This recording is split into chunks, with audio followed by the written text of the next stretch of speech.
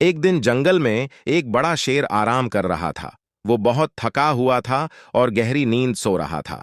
अचानक एक छोटा सा चूहा वहां से गुजरा। चूहा शरारत से शेर के ऊपर चढ़ने लगा और उसकी कमर पर कौदने लगा। शेर की नींद में खलल पड़ा और उसने गुस्से से आंखें खोलें। शेर ने चूहे को पकड़ लिया और उसे अपने बड़े पंजों में जकड़ लिया। चूहा बहुत डर गया और शेर से माफी मांगने लगा। चूहे ने रोते हुए कहा, ऐ जंगल के बादशाह, मुझे माफ कर दो। मैं कभी दोबारा ऐसी हरकत नहीं करूंगा।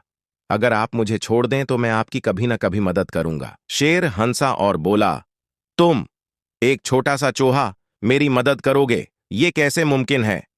मगर फिर भी शेर ने चूहे को छोड़ दिया, क्योंकि उसका दिल नर्म हो गया था। कुछ दिन बाद शेर जंगल में शिकार की तलाश में निकला।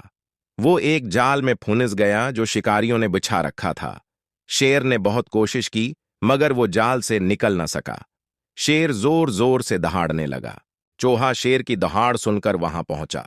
उसने देखा कि शेर जाल में फंसा हुआ है। चूहा फौरन जाल की रस्सी को अपने तेज दांतों से काटने लगा। कुछ ही देर में चूहे ने जाल को काट दिया और शेर को आजाद कर दिया। शेर ने चूहे की तरफ देखा और कहा, आज तुमने साबित कर दिया कि छोटे दोस्त भी बड़े काम आ सकते हैं। शुक्रिया, मेरे दोस्त। चौहा खुशी से मुस्कुराया और बोला, दोस्ती में कोई छोटा या बड़ा नहीं होता।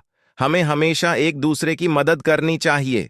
उसके बाद शेर और चूहा बेहतरीन दोस्त बन गए और जंगल में खुशी खुशी रहने लगे। इस कहानी से हमें यह सबक मिलता है कि हमें दूसरों की मदद करनी चाहिए और दोस्तों के साथ वफादार रहना चाहिए।